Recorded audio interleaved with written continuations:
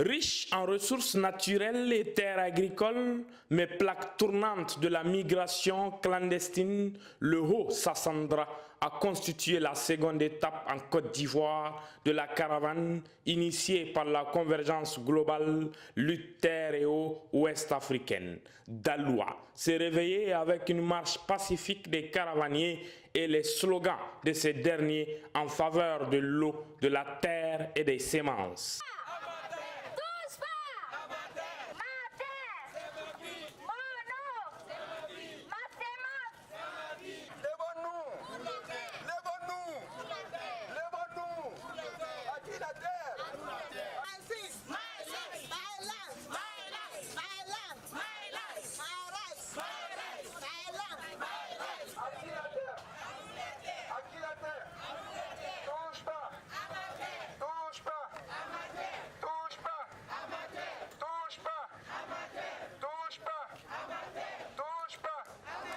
Arrivés à la préfecture, ils ont été accueillis par les responsables régionaux de Daloa avant la cérémonie de lancement des activités, marquée par d'importantes interventions, dont celle de Mme Zelle Pauline, point focal de la convergence dans le Haut-Sassandra. Bien que le phénomène de migration ait de tout temps fait partie du développement des nations, l'explosion du nombre de candidats africains à l'immigration ces dernières années, au risque de sacrifier leur vie sur l'autel de la recherche du bonheur, mérite une réflexion d'ensemble pour en comprendre les causes profondes et y apporter des solutions durables.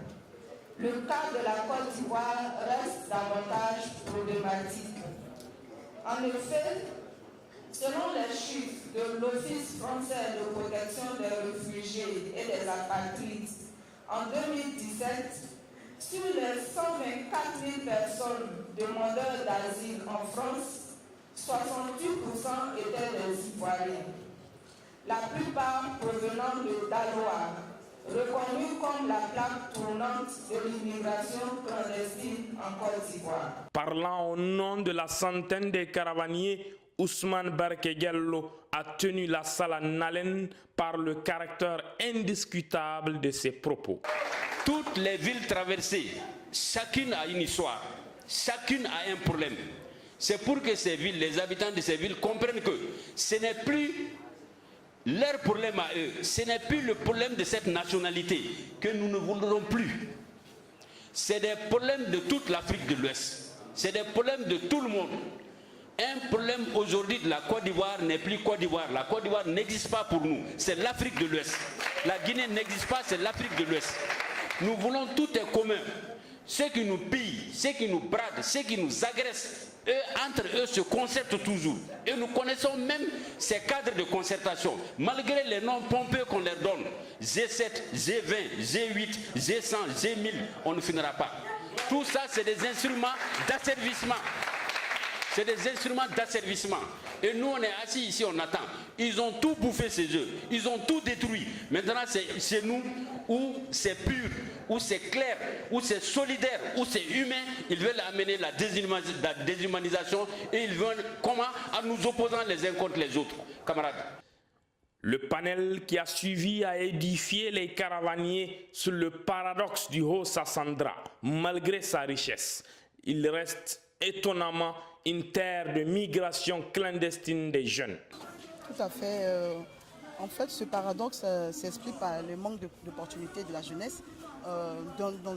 D'une part, les jeunes n'ont pas accès à l'emploi. Il faut dire que Daloa étant une zone agricole, il n'y a pas d'usine de transformation. Et puis voilà. Maintenant, d'autre part, c'est-à-dire que l'autre raison, c'est que oui, nous sommes dans une zone agricole, mais les jeunes n'ont pas accès à la terre. Donc vous comprenez que c'est aussi un problème. Hein. On peut avoir la richesse, mais lorsque ces jeunes n'ont pas accès, qu'est-ce que vous voulez qu'ils fassent? Madame Noël est l'un des jeunes qui ont été tentés par la migration à un moment de la vie. Mais au lieu d'aller défier la mer, elle a fini par rester défier la terre. Aujourd'hui, la terre qui ne ment pas à Daloa lui a donné raison. Elle souhaite être une inspiration pour les autres jeunes de sa localité. Il faut dire que Au niveau de Daloa, effectivement, comme vous l'avez dit, c'est la plaque tournante. Mais ce que je peux dire aux jeunes, c'est que moi aussi, j'ai cherché à immigrer, mais j'ai essayé de me débattre comme je pouvais pour réussir aujourd'hui dans le monde agricole. Donc les jeunes, au lieu de défier la mer, peuvent défier la terre parce que la terre nourrit son homme. Et grâce à la terre, aujourd'hui, j'ai pu entreprendre et je suis un témoignage de réussite également. Et les jeunes aussi peuvent suivre mon exemple et réussir au lieu d'aller se tuer sur les mers tumultueuses. L'environnement n'est pas vraiment favorable, mais je me dis qu'avec un peu de courage, un peu de persévérance, on peut réussir. Ne pas chercher à avoir assez d'argent pour entreprendre, mais avec juste le peu, on peut vraiment entreprendre. Enfin, la société civile locale a rendu publique une déclaration dans laquelle les préoccupations locales ont été largement exposées et les représentants des autorités locales ont reçu le livret vert de la convergence globale lutte terre et eau ouest africaine.